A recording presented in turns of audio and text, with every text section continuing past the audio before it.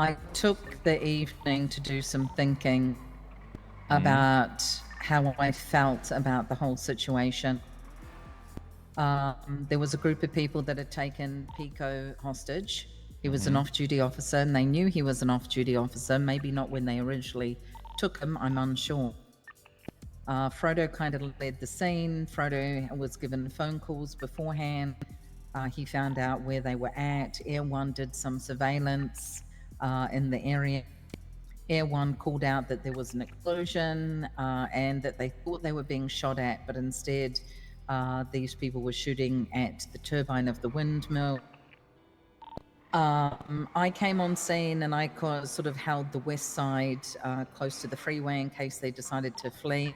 Frodo went in to do negotiations. He asked me to drive over and to prove that I was alone. So I drove over there, not really knowing what was going on. I had all my windows down so that they could see into the car that I was alone in my car. I didn't have anyone with me. I wasn't sure what was going on. Frodo at that point had Pico on his shoulders. Frodo said, open up the doors so that they can see there's no one lying down in the back. So I opened up the doors. The next thing I know, Frodo jumps in the back seat of the car with Pico on his shoulder and says, drive, drive. And I'm like freaking out as I can hear them yelling away, yelling, this is bad faith negotiations. This is bad faith negotiation. I crashed into a bush just down the hill. They fell out, but by the time that had happened, the suspects had got into a car and fled. Later on, I went and helped Deke do an investigation on one of the people, interrogation on one of the people that we had, which was Margot. Margot said in the interrogation, why did you do that? That was bad faith. Why did you steal our hostage? We were talking, with Frodo negotiating. And I said, I am so sorry. I didn't even know what was happening. I could have been shot. I could have been taken hostage. He could have been taken hostage. He could have been shot. I just think it wasn't the right call to make. And I had to take the evening to think about what I'm going to do. Yeah, it felt really bad. And then on top of it, we finally send Margot to jail. Bruce Kent says, oh, good, this will be a perfect time to raid her. He just had written up a search warrant and got it approved. And so while she's in jail, he goes and does the search warrant. mm. I just felt like the whole thing was off. Yeah, I mean, picking me to speak to about this, I don't like that at all. It's one thing for... It's just so hard because we can't go easy on these people. Like, respect goes a long way, and having the moral high ground is something that we should aspire to have. Like, that's it. We should aspire to take the moral path. And Yeah. mistakes will happen, and rights will be violated, and on occasion, someone's vision of our righteousness is going to be 30 officers shooting them with class 2s. And that's just the way it is. But I don't like us breaking negotiations at all. I don't like, there's been this whole debacle, which thankfully Shift 2 never has to deal with because we're never put into that bad of a situation anymore. But, oh, you've got my officers and I have your boys. I don't like I remember. that scene where it was, oh yeah, take your, everything's all good, and then we turned on them and we gave them the warrants. I don't like that. If we need to aspire to be taking the moral high ground as much as we can, and I think breaking negotiations or not facilitating them or bad faith is just unacceptable.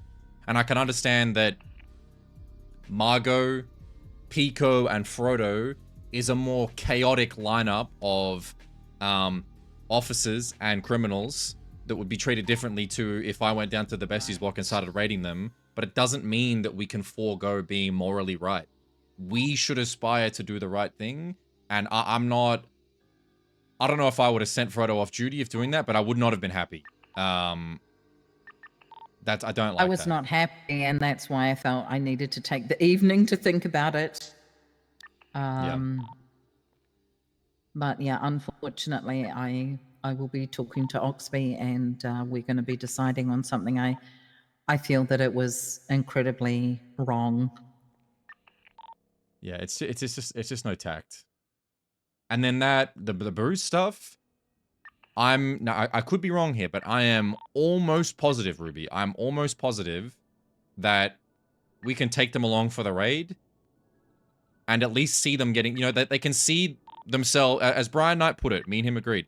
All of that type of stuff, searching and possession subpoenas, are so much better when they can see who's fucking them and be involved in the process. And then at the end of it, listen, Margot, I've found your 400 meth pillows. I'm putting you on a hag hold. Or, hello, Margot, we've raided you. I'm going to bill you, and I'm going to give you time served because you partook in the raid. It took an hour and a half, so that's time served. You're going to walk today, and you're going to get the warrant served on the docket. But sending them up there, and then they come out of prison to another warrant. See, I processed her after interviewing and interrogating her. And then he says, I'm pulling a team together to do a raid. I said, who are you raiding? He goes, Margot.